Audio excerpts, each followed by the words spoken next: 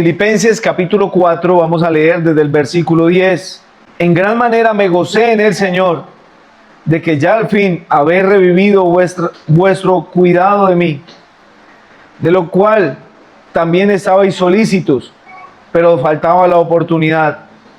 No lo digo porque tenga escasez, pues he aprendido a contentarme cualquiera que sea mi situación. Sé vivir humildemente y sé tener abundancia.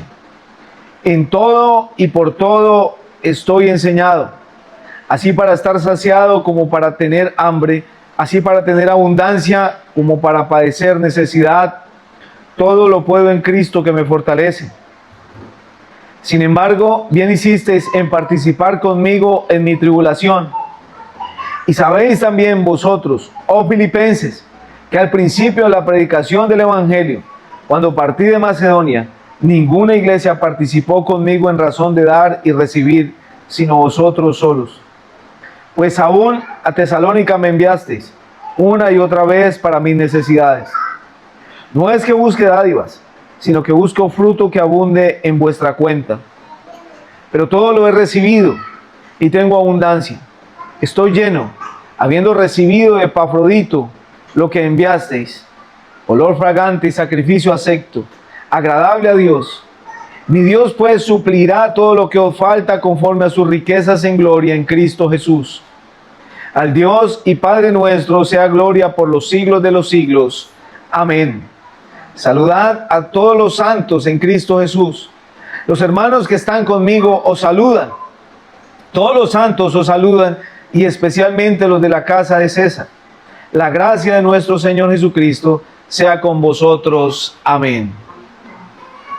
Hermanos, llegamos a la parte final de esta preciosa carta a los Filipenses, concluyendo con los últimos 3 versículos 21, 22 y 23. Y espero, hermanos, y anhelo en el Señor, tanto para ustedes como para mí, que cuando cojan allá su Biblia en su casa, o cuando hablen con alguien sobre los Filipenses, o cuando alguien cite esta carta, tengamos un panorama ya más amplio y un conocimiento más acertado sobre esta carta.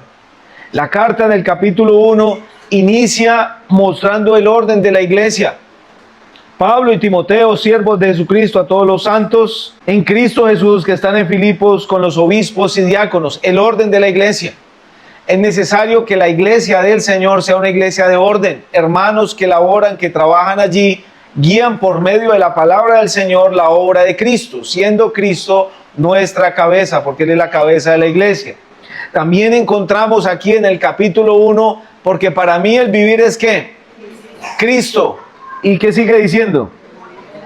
Y el morir es ganancia. Hermanos, qué bueno que ese lema no solo sea del apóstol Pablo, que también sea de nosotros. Para mí el vivir es Cristo. O sea, si vivo, vivo para Cristo, vivo para Él. Y si muero es ganancia, porque estaré con Él. En el capítulo 2 nos muestra también la humillación de nuestro Señor, que es de pronto la parte más importante de este capítulo, y también la exaltación de nuestro Señor Jesucristo. Pero también nos muestra cómo debe ser nuestra conducta como cristianos. Debemos de ser como luminares en este mundo. Allí la palabra se refiere a esas estrellas, a lo que se refleja cuando la noche está oscura y no hay luces y se puede ver el cielo estrellado. Nos enseña que nosotros debemos de ser así, como luces que guían en la oscuridad de esta tierra a más personas a venir a nuestro Señor Jesucristo.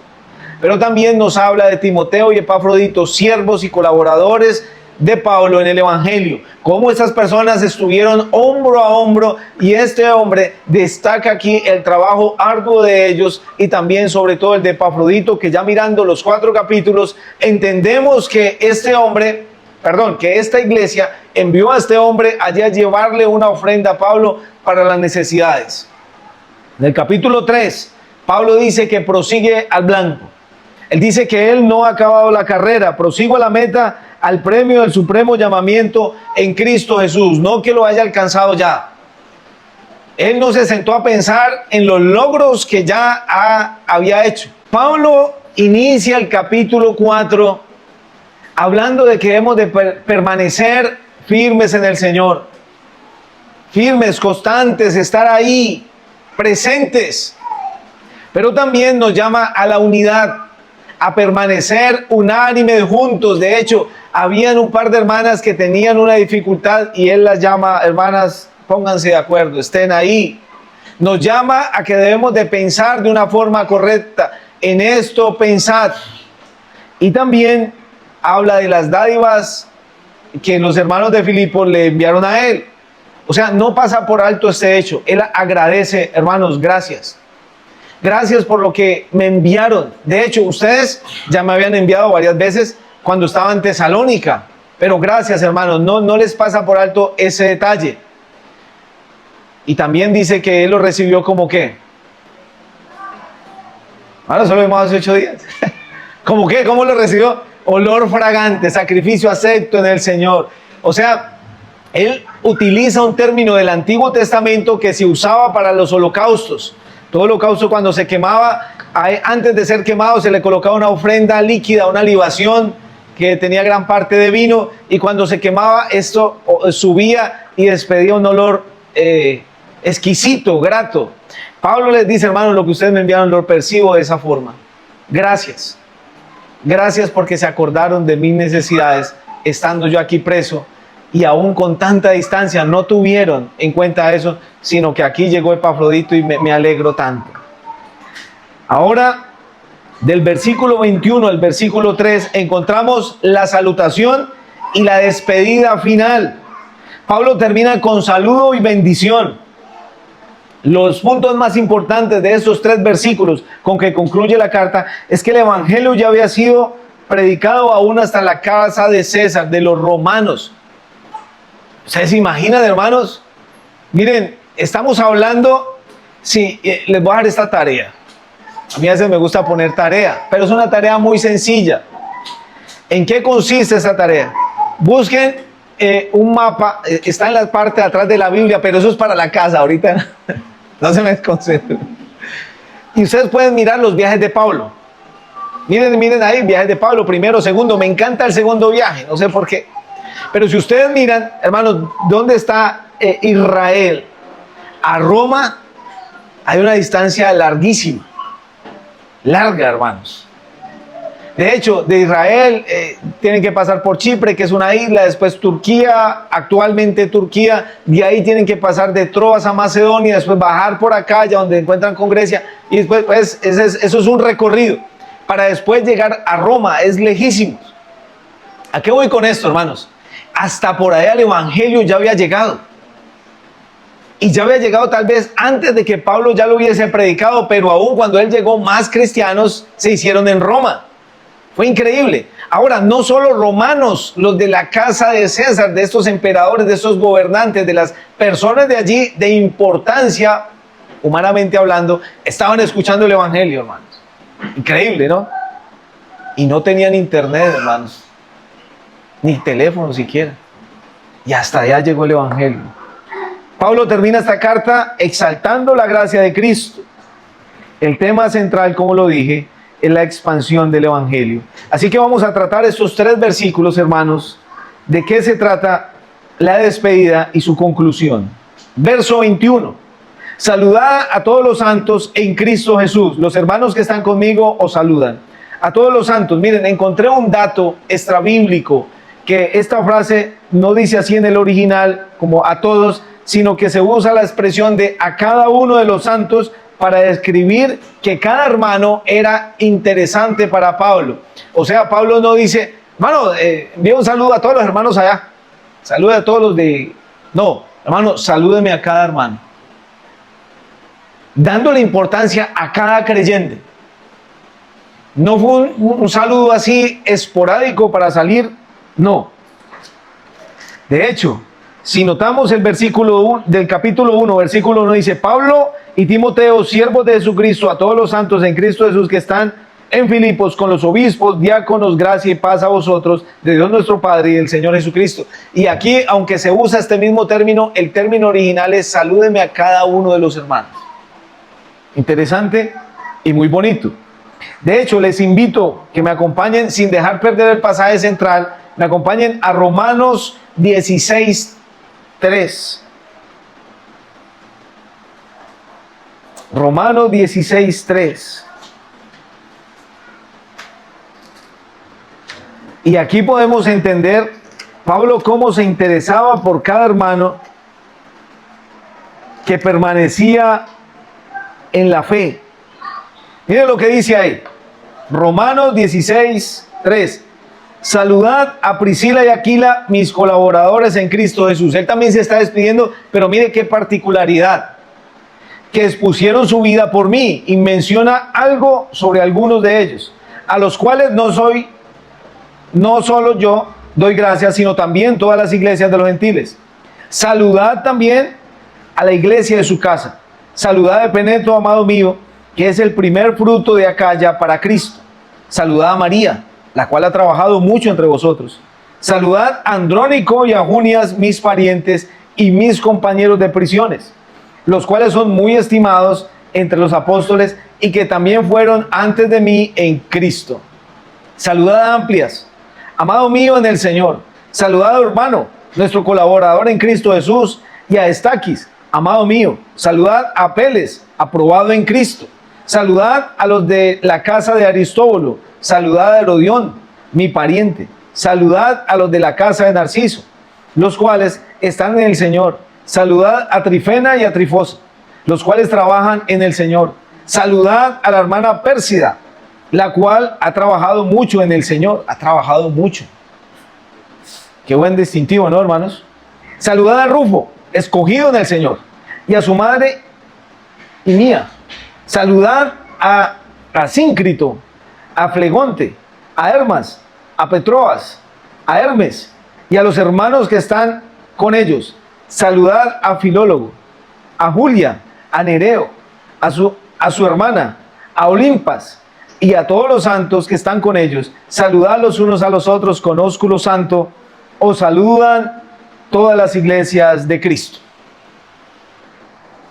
¿Por qué leí este saludo, hermanos? Porque cuando Pablo allí habla de los hermanos allí, recordamos que Pablo tenía un corazón muy sincero y muy apegado a los hermanos de las iglesias. Y en este caso, qué ejemplo, y me gustó tanto cómo él se refiere a los hermanos de allí de Roma y les da un distintivo a algunos, a la mayoría. Y qué bueno esto, hermanos, porque nos debe llevar a pensar, si el apóstol Pablo estuviera escribiendo sobre mí, ¿qué escribiría? ¿Qué escribiría sobre mí?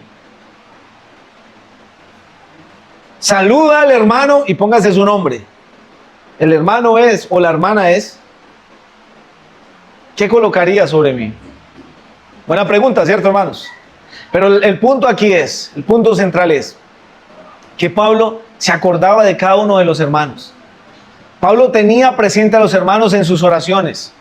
Pablo estaba ahí con su corazón en ascuas, por decirlo, antes de saber noticias de los hermanos, hasta que llega Epafrodito y le cuenta, le trae noticias, y él me saluda a cada hermano. Pero también dice ahí, nuevamente regresando a Filipenses capítulo 4, saludad a todos los santos en Cristo Jesús, los hermanos que están conmigo os saludan. ¿De qué tipo de hermanos está hablando aquí? O más bien, ¿cuáles hermanos estaban ahí con él? Los hermanos que están conmigo también les envían saludes, según lo que hemos leído. Podemos pensar dos como mínimo, Timoteo y Epafrodito, ¿sí? Según por lo que dice el capítulo 2. Pero también recordemos, hermanos, que esta carta, como Filipenses, Efesios, Colosenses y Filemón, se escribieron ¿dónde? En la cárcel. Son cartas contemporáneas. Estas cuatro se escribieron casi al mismo tiempo o en la misma época. Está por ahí, o en el mismo encarcelamiento como mínimo. Y Pablo en otras cartas se refiere a otros hermanos. Entonces vayamos a Colosenses 4:7 y podemos entender qué otros hermanos estaban allí. 4:7 al 12.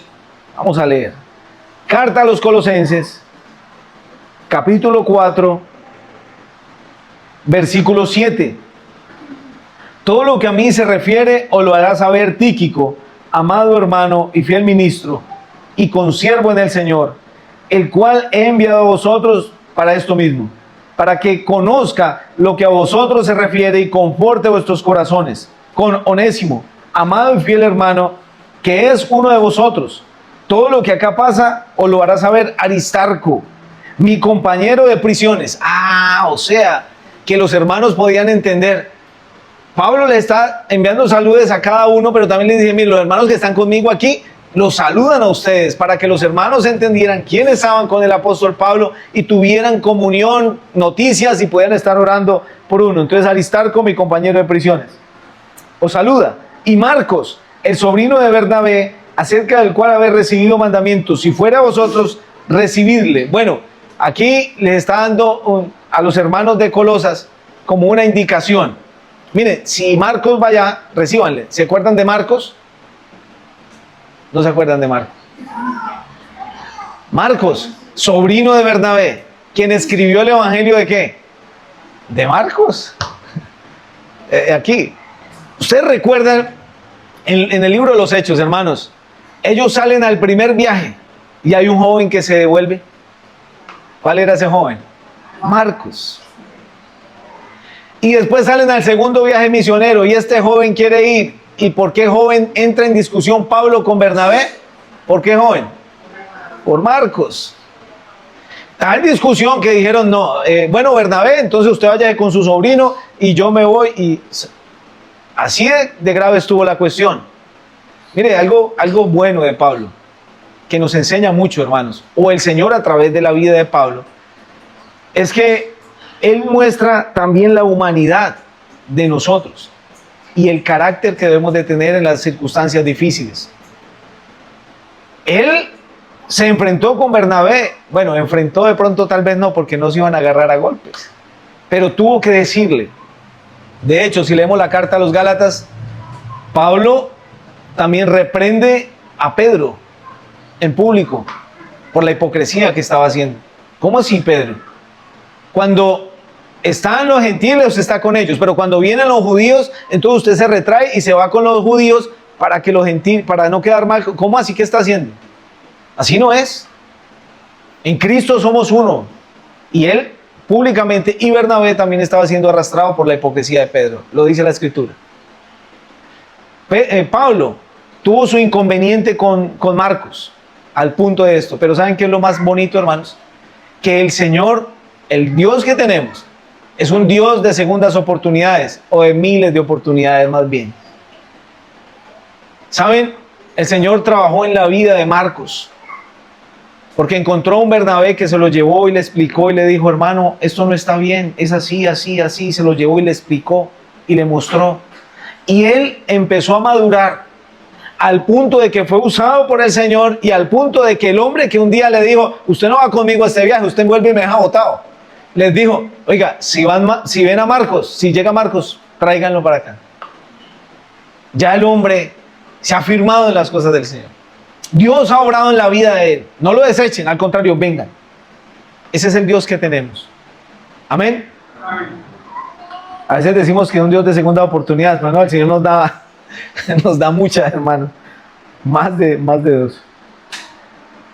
Saludaba a Marcos, el sobrino de Bernabé, acerca del cual habéis recibido mandamientos, si fuera vosotros recibidle. Y Jesús, llamado el justo. De este Jesús casi no se habla, no está hablando de nuestro Señor Jesucristo, sino de otro colaborador, que son los únicos de la circuncisión que me ayudan en el reino de Dios y han sido para mí un consuelo. Os saluda Epafras, el cual es uno de vosotros, siervo de Cristo, siempre rogando encarecidamente por vosotros en sus oraciones, para que estéis firmes, perfectos y completos en todo lo que Dios requiere. Entonces, Pablo, cuando les dice, y los hermanos que están conmigo les saludan, les muestra también que habían creyentes con Pablo, que también les enviaban saludos y estaban necesitados de las noticias de los hermanos allí, para ellos también colaborar en las oraciones y para tener información unos con otros. ¿Cómo se transmitía anteriormente la información, hermanos? De la forma más cotidiana y que aún lo seguimos haciendo, y es la mejor forma, el voz a voz. Se tenía que transmitir en este tiempo, hermanos. Sí, claro, ya habían libros, claro que sí, pero tenían que enviarse la noticia o enviar la carta, y era más demorada la cuestión. Pero Pablo no solo sabe noticias, sino que envía noticias. Vamos al versículo 22. Verso 22, nuevamente Filipenses, capítulo 4, verso 22. Todos los santos os saludan, y especialmente los de la casa de César. Un número considerable de personas que no se limitaba a la familia de César e incluían asistentes personales, principales, jueces, cocineros, siervos, encargados de probar la comida, músicos, custodios, albañiles, encargados de los establos, soldados, contadores y más. En ese grupo tan grande, Pablo tuvo presentes a los que por medio de la proclamación del Evangelio por parte de los miembros de la iglesia en Roma habían sido salvos antes de que él viniera. Los más recientes que se añadieron a esa lista fueron aquellos que fueron llevados a Cristo por Pablo mismo, incluidos los soldados que estuvieron encarcelados a él mientras estuvo en prisión. Cuando se habla de los de la casa de César, no solo se está hablando de esta familia, se está hablando de todo lo que incluye esa labor que gira en torno a esa familia, que es una familia importante humanamente hablando de este lugar. O sea que el Evangelio había llegado a muchas personas, hermanos. Ese fue el medio que Dios usó. A veces pensamos, bueno, qué bueno sería hacer tal cosa. O bueno que se proclame el Evangelio en tal parte. Pero miren, hermanos, en este momento acaba de suceder un desastre en nuestro país. Y eso fue lo que movió también no solo los cimientos de muchas casas y edificios, sino los corazones de muchas personas que rechazan al Señor y están más asequibles a que se les predique el Evangelio. ¿Pasa o no pasa, hermanos? Me contaron personas que estuvieron ahí viendo este desastre. Muchas personas, ya sean porque buscan a Dios como el Dios bombero para que les salve en ese momento, puede pasar. Pero otros también lo hicieron de corazón. Se arrodillaban por las calles y les pedían, les rogaban a Dios que por favor parara, que ya no más. Y les rogaban al Señor y lloraban. Y tal vez si eso no hubiera sucedido, no hubieran buscado de Dios. Tal vez si eso no hubiera pasado, cuando alguien le iba a entregar un tratado, ya, uy, gracias, venga, y se sientan a leerlo. De hecho, cuando notamos también en Hechos 16, cuando Pablo está allí y hay un fuerte terremoto, ¿recuerdan? Ellos estaban presos en esa cárcel y este hombre se iba a hacer daño y él sale y le dice, no se haga daño. Y él cae de rodillas y ¿qué es lo que le dice? ¿Qué debo hacer para ser salvo? Cree en Jesús y serás salvo tú y tu casa. Y enseguida le predicó el Evangelio y él fue bautizado con la familia porque también escuchó el Evangelio. A veces es necesario, hermanos. A veces es necesario. Dios usa medios. Triste por aquellos que fallecieron, sí, muy triste, doloroso, y por los que se siguen encontrando. Pero estoy seguro que ellos tuvieron la oportunidad de escuchar el mensaje del Evangelio y lo rechazaron tal vez murieron creyentes, aunque casi no he escuchado registros. De hecho, no he escuchado registros de familiares de creyentes. El Señor es bueno y sigue mostrando su misericordia. Estas personas tal vez tenían fama de ser duros, paganos, idólatras, pero hasta allá les llegó el Evangelio. Y tal vez no fue de la forma como algunos hubiéramos pensado. Venga, vamos a hacer una comitiva evangelística y se fueron los apóstoles allá, hicieron milagros y la gente creyó. Oh, ¿y a qué Dios usted adora? A Jesús, venga, yo creo. No fue así. El Señor fue a un preso. Claro, ya había llegado tal vez el Evangelio, pero usó a un preso, hermanos. Una persona que tal vez muchos despreciaron, no, pero un preso. ¿Qué? Antes vas a morir. Pero a través de ese preso fue que el Señor llevó el mensaje. Hermanos, no sabemos en dónde estemos o cómo estemos y en qué lugar el Señor nos va a colocar. Y tal vez no van a decir, uy, llegó el predicador, el pastor y la alfombra roja. No, hermanos, no necesitamos un título para compartir las buenas nuevas y que alguien se salve. Eso es lo que el Señor está mostrando. Un hombre que se dispuso y tristemente de forma dura, con cadenas, predicó el Evangelio, pero el resultado fue increíble. El fruto del justo es árbol de vida y el que gana almas es ¿qué? Es sabio. Proverbios 11:30. Lo repito, el fruto del justo es árbol de vida y el que gana almas es sabio. Entonces, ¿qué podemos pensar en este hombre que era un hombre qué? Sabio. Vayamos a la primera carta a los Corintios, capítulo 9, verso 19. Primera a los Corintios, capítulo 9, verso 19.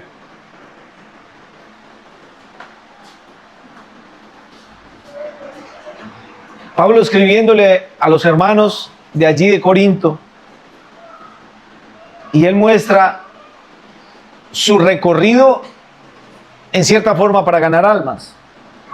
Primera carta a los Corintios 9, 19. Por lo cual, siendo libre de todos, me he hecho siervo de todos. Siendo libre me he hecho como un esclavo.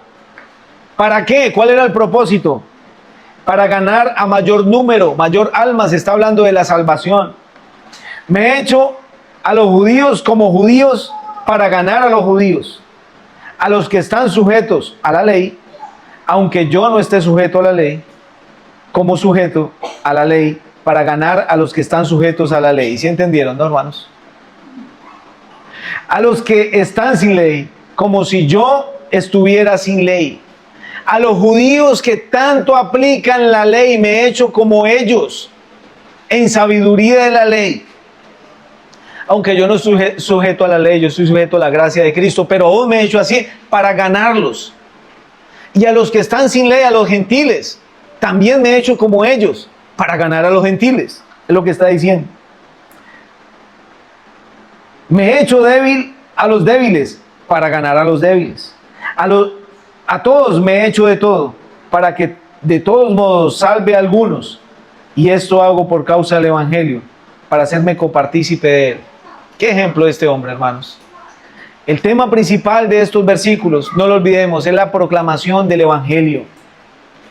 Él terminando está alabando al Señor por la obra que Cristo hizo en él, no es para gloria de él. Él está diciendo, hermanos, miren, aunque estoy culminando ya, aunque está pasando ya el tiempo, estoy compartiendo las buenas nuevas aún en la casa de estas personas que no conocían del Señor, pero que ahora son salvos en Cristo.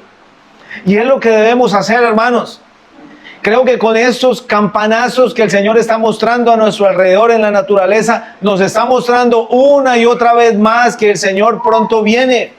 Y también le está mostrando a la humanidad que la vida es efímera, que es corta. ¿Cuántos no tenían planes para ese día?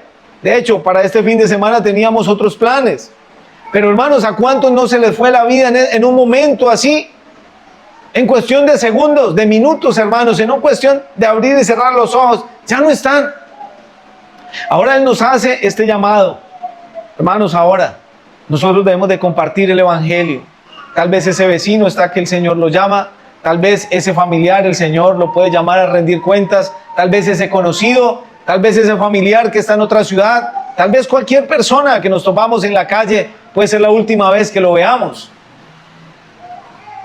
Y que el Señor de verdad use nuestras vidas para la gloria de Él.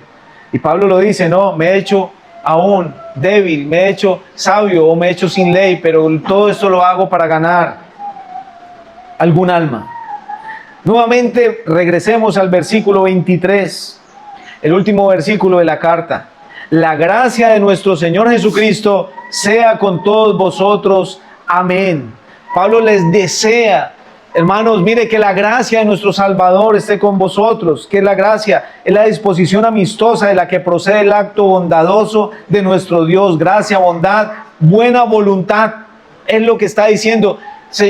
Hermanos, yo deseo que la buena voluntad del Señor esté con ustedes. Yo deseo que el Señor les esté bendiciendo, que el Señor les esté guardando, que el Señor les esté prosperando. Él concluye esta carta con una hermosa despedida.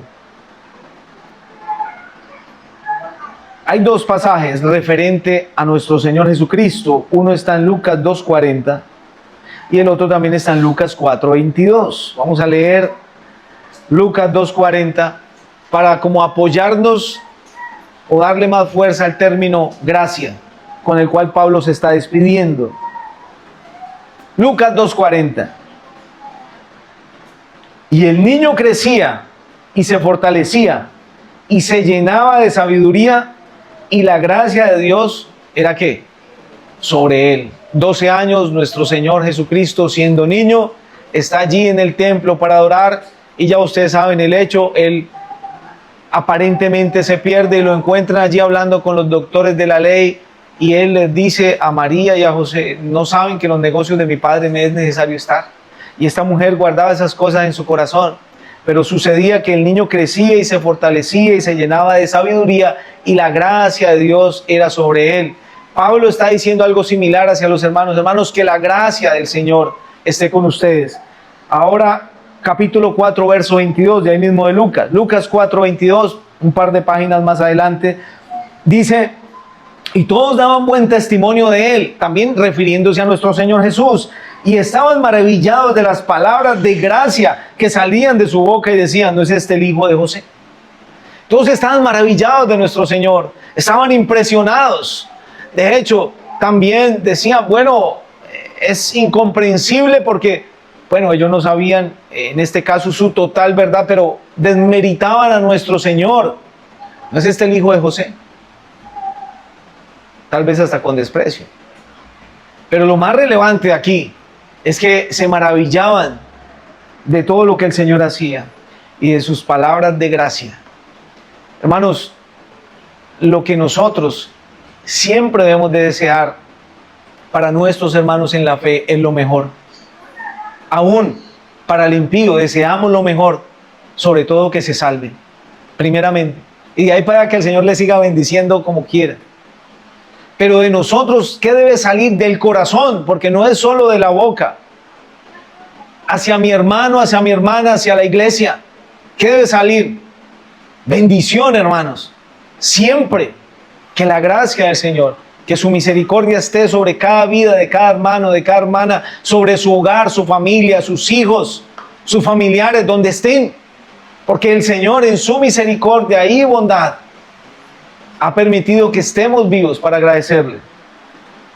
Y termina con una afirmación, una confesión. Hasta la bendición final de Pablo es una exaltación explícita del Evangelio de la gracia, por su superioridad sobre cualquier sistema de justicia por obras fabricado por los seres humanos. Y termina diciendo amén, una afirmación, confesión que reitera la convicción verdadera de la obra de nuestro Señor. Amén, que así sea. Una confirmación de la gracia de nuestro Señor.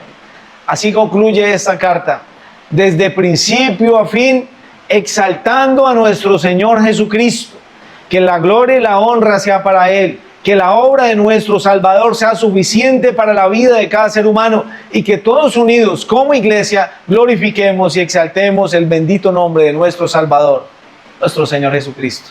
A Él sea la gloria, hermanos. Amén.